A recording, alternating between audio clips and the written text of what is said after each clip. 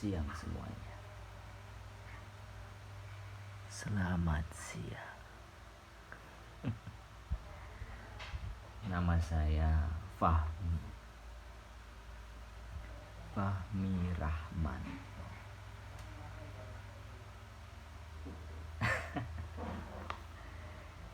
Ya. Di sini saya akan mereview buku yang berjudul Psikologi Teater. Pengarang Nunuk Nur Sokiyah. Penerbit Isi Press. Kota terbit Surakarta. Tahun 2016.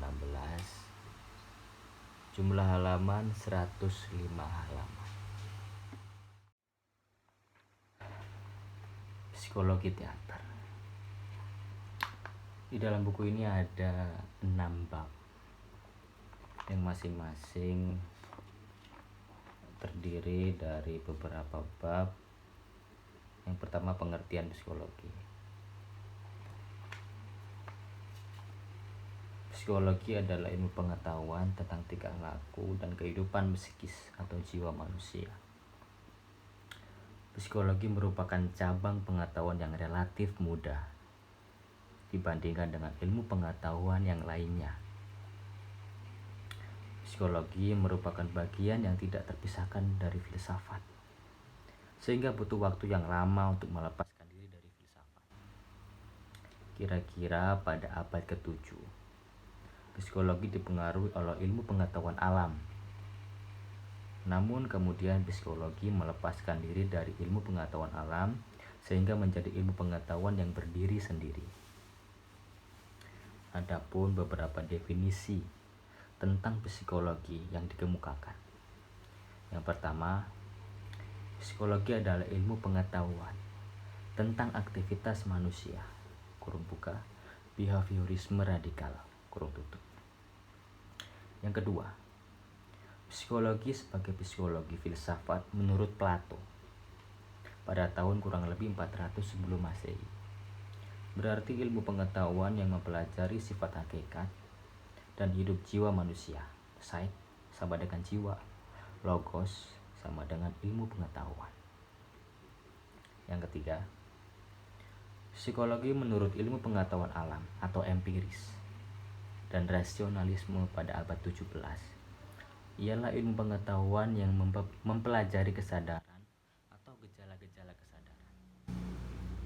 Yang keempat, psikologi menurut psikologi dalam Freudianisme ialah ilmu yang mempelajari baik gejala-gejala kesadaran serta gejala di bawah sadar.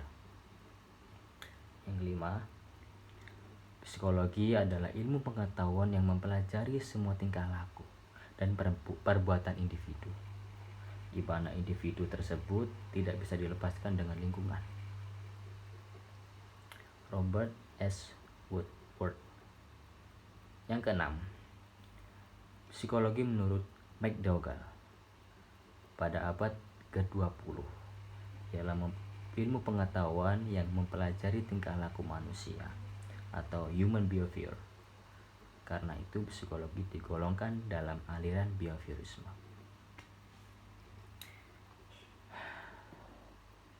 Telah diterangkan di atas tadi bahwa psikologi adalah pengetahuan tentang jiwa manusia.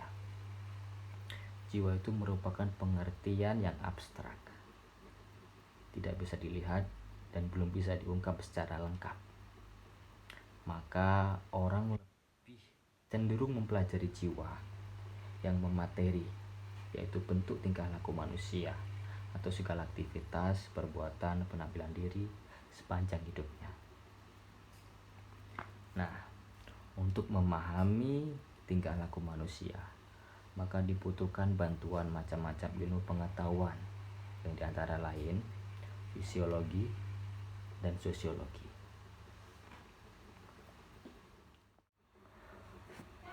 Pada intinya, psikologi mempelajari tentang masalah psikis seperti berpikir, belajar,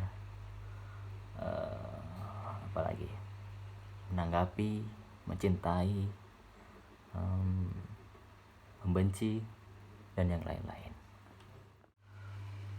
Psikologi teater sebagai disiplin ilmu masuk pada ranah psikologi khusus.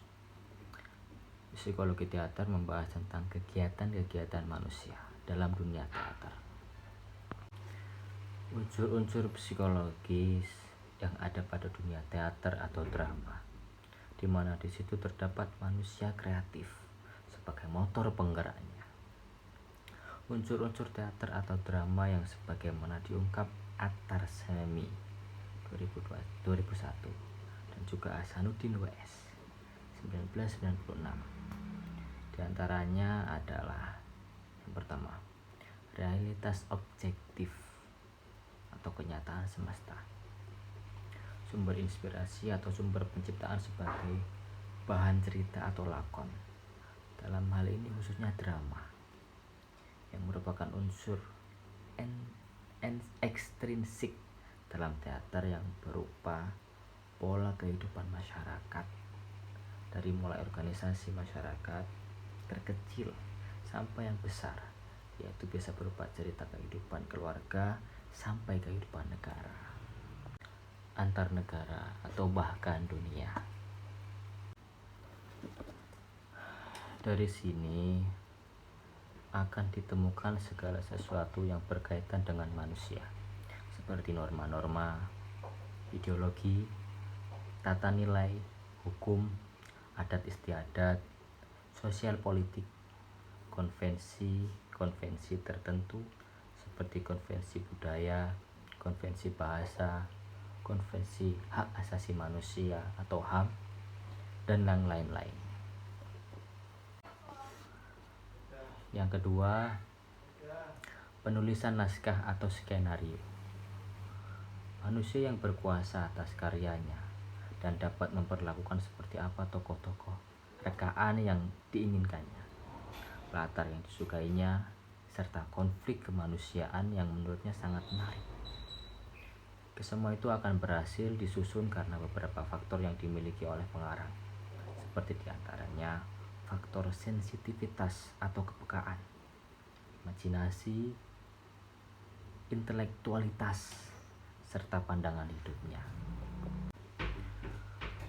Seorang penulis naskah juga harus mampu memahami bagaimana membuat sebuah skenario yang mampu menggugah hati pembaca dan membuat pembaca penasaran tentang jalan ceritanya. Hal ini dibutuhkan kreativitas yang sangat tinggi. Yang ketiga adalah sutradara.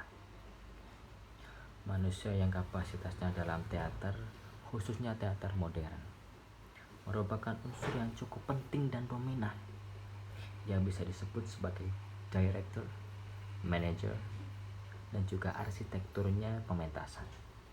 Karena sutradara yang memiliki konsep pertunjukan secara menyeluruh, dan dia pula yang memimpin manusia-manusia lainnya yang terlibat dalam sebuah tujuan untuk dipergelarkannya sebuah pertunjukan teater yang menarik. Yang keempat ada pemain atau pemeran. Ialah individu yang mendapatkan kepercayaan dari sutradara untuk memerankan suatu tokoh yang terdapat dalam lakon serta memainkan dan mementaskan lakon tersebut di panggung secara langsung atau live dan ditonton langsung oleh para penonton. Yang selanjutnya adalah kru atau artistik pendukung. Ialah individu yang secara artistik mendukung suksesnya pementasan teater. Yang keenam ada penonton atau audiens. Dalam dimensi seni teater dapat memberikan pengaruh emosional yang besar dan terarah dengan menyaksikan secara langsung peristiwa di atas pentas. Unsur emosional penikmat lebih mudah digugah dan tergugah. Kesan yang tinggal dalam pikiran penikmat juga lebih lama. Maka jika upaya untuk pemvisualan peristiwa yang ada dalam teks berhasil dilakukan sedemikian rupa, maka proses pengembangan imajinasi penikmat atau penonton akan lebih berkembang. Selanjutnya ada konflik. Konflik sangat penting kedudukannya di dalam drama. Konflik kemanusiaan menjadi syarat mutlak. Bentuk dialog yang menuntut adanya konflik tersebut di dalam drama. Tanpa konflik, peristiwa tidak akan bergerak. Satu-satunya peristiwa baru dapat berjalan dan menciptakan alur atau plot dalam bentuk dialog jika satu-satunya peristiwa itu dikontroversikan melalui konflik. Seluruh perjalanan drama dijiwai oleh konflik pelakunya, seperti yang disebut oleh Waluyo 2007. Konflik itu terjadi oleh pelaku yang mendukung cerita atau sering disebut pelaku utama, bertentangan dengan pelaku pelawan arus cerita atau pelaku pendukung. Dua tokoh tersebut disebut tokoh protagonis dan antagonis.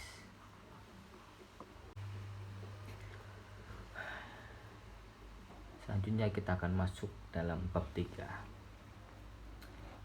Menurut saya di sini yang paling penting, konsepsi psikologi tentang manusia. Sigmund Freud, seperti yang disebut oleh Gerungan 2004, adalah seorang psikiater Austria 1856 sampai 1939. Secara sistematis dan empiris telah menunjukkan bahwa kegiatan dan perilaku manusia sangat dipengaruhi pergolakan alam bawah sadar. Freud membandingkan jiwa manusia sebagai gunung es yang terapung di tengah samudera. 1/10 daripadanya tampak, tapi 9/10-nya tidak tampak. Begitulah Freud menggambarkan jiwa manusia hanya sebagian kecil yang disadarinya. Penemuan ini diperolehnya secara empiris berdasarkan analisis dari ratusan orang pasiennya yang menderita kesulitan tekanan psikis dan telah disembuhkannya dengan metode yang dikembangkan. Sigmund Freud, pendiri psikoanalisis, adalah tokoh psikoanalisis. Ia memfokuskan perhatiannya kepada totalitas kepribadian manusia, bukan pada bagian-bagiannya yang terpisah. Menurut Freud, perilaku manusia adalah hasil dari interaksi sebagai subsistem dalam kepribadian manusia, yaitu id, ego, dan superego. Makna dari ketiga subsistem tersebut ialah: pertama, id. Id adalah bagian kepribadian yang menerangkan dorongan-dorongan biologis manusia atau pusat insting. Kalau dalam agama bisa disebut hawa nafsu.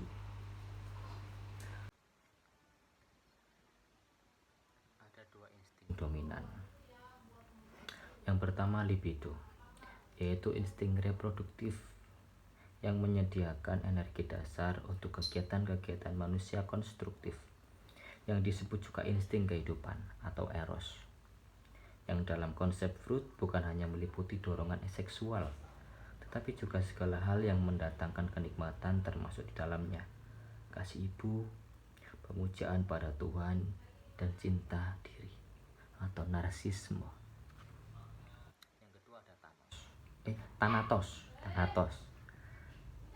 Thanatos, yaitu insting destruktif dan agresif, disebut juga insting kematian. Semua motif manusia adalah gabungan dari eros dan thanatos. Id bergerak berdasarkan prinsip kesenangan, ingin segera memenuhi kebutuhan, bersifat egoistik, tidak bermoral, dan mau tahu kenyataan. Id adalah tabiat hewani manusia. Id hanya mampu melahirkan keinginan, tapi tidak mampu memuaskan keinginan.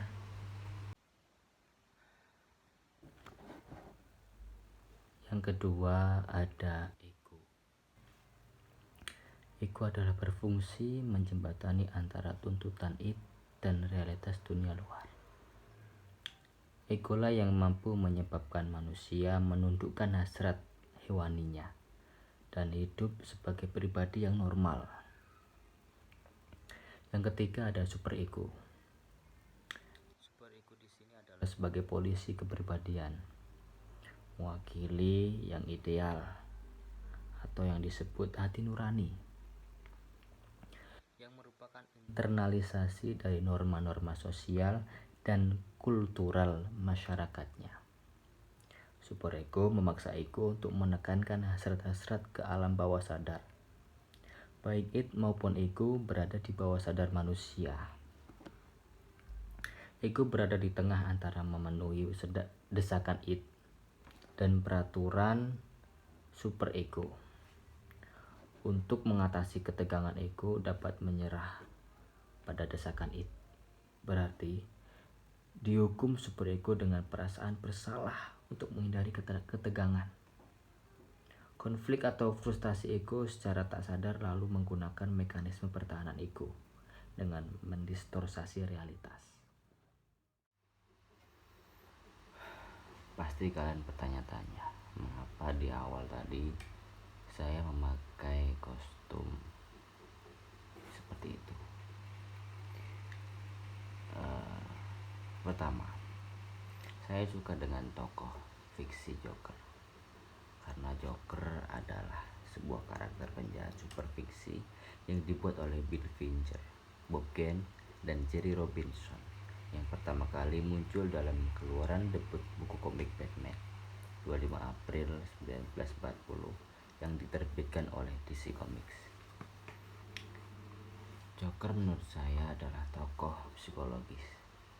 Dia memiliki kelainan jiwa yaitu psikopat, bisa juga dibuat menjadi skizofrenia. Sangat benar. Saya lebih suka dengan karakter-karakter tokoh semacam itu. Maka dari itu saya di sini membahas tentang psikologi teater.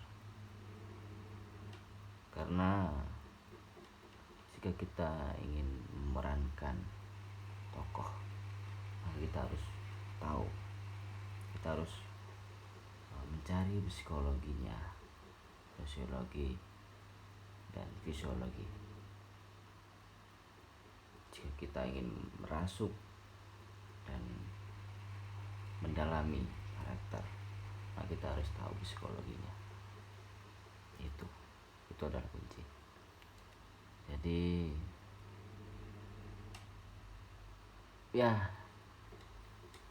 mungkin saya akan akhiri. Terima kasih telah menonton. Cukup sekian dan salam budaya. Viva Teater. Bravo.